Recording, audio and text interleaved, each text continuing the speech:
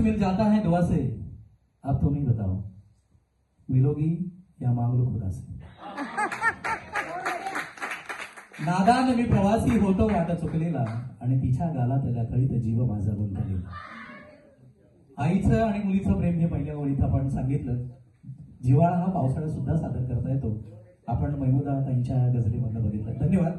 यानंतर आमच्या गझलकार विभूती मॅडमला विनंती करतो की आपण आपली गझल सादर करावी. सर्व सारस्वतांना सस्नेह नमस्कार. मी प्रतिभा विभूते. एक मधलं 2 शेर घेते.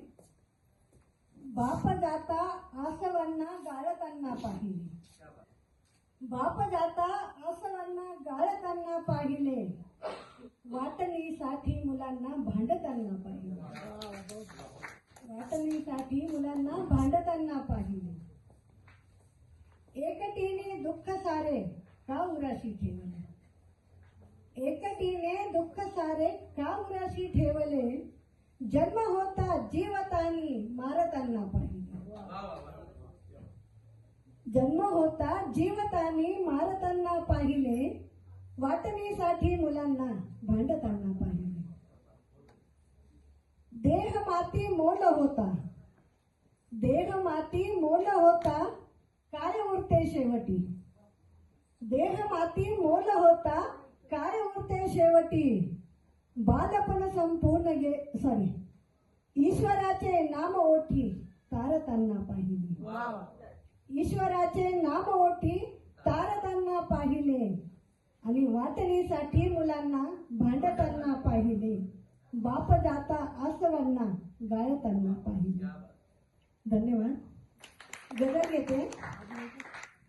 गझलेचं शीर्षक आहे, इथं बऱ्याच जणींना नक्की आवडणार आहे, जे म्हणजे जेंट्स लेडीज दोघांनाही, 60 नंतर.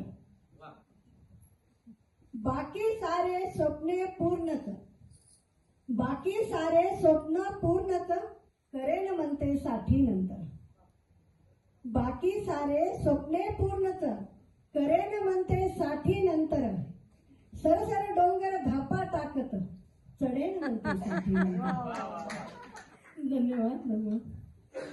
काय ठेवले कुठे ठेवले, काय ठेवले कुठे ठेवले, आठवत नसे मलाच काही, काय ठेवले कुठे ठेवले, आठवत नसे मलाच काही, पण गझलेची, लक्ष द्या, पण गझलेची उजळली तर शिकेन म्हणते 60 नंतर, पण गझलेची उजळली तर शिकेन म्हणते 60 नंतर, सरसर डोंगर धापा टाकत चढेल म्हणते 60 नंतर. मराठमोळी सुग्रण नारी, मराठमोळी सुग्रण नारी, खनखन नारे नाने भारी, मराठमोळी सुग्रण नारी, खनखन नारे नाने भारी, दुखणारे ते गुडघे घेऊन, दुखणारे ते गुडघे घेऊन, लढेन म्हणते 60 नंतर, दुखणारे ते गुडघे घेऊन, लढेन म्हणते 60 नंतर, सरसर धापा टाकत डोंगर, चढेन म्हणते 60 नंतर. पुढचा शेर बघा. अंगामध्ये बळ न उरले, अंगामध्ये बळ न उरले, हाडाच्या त्या काड्या झाल्या. माझ्या नाही बरं का, मी तंदुरुस्त आहे अजून. अंगामध्ये बळ न उरले, हाडाच्या त्या काड्या झाल्या, हौसे खातर पोहून सहज, बघेन म्हणते 60 नंतर, हौसे खातर पोहून सहज, बघेन म्हणते 60 नंतर, सरसर डोंगर धापा टाकत, चढेन म्हणते 60 नंतर. शेवटचा शेर बघा.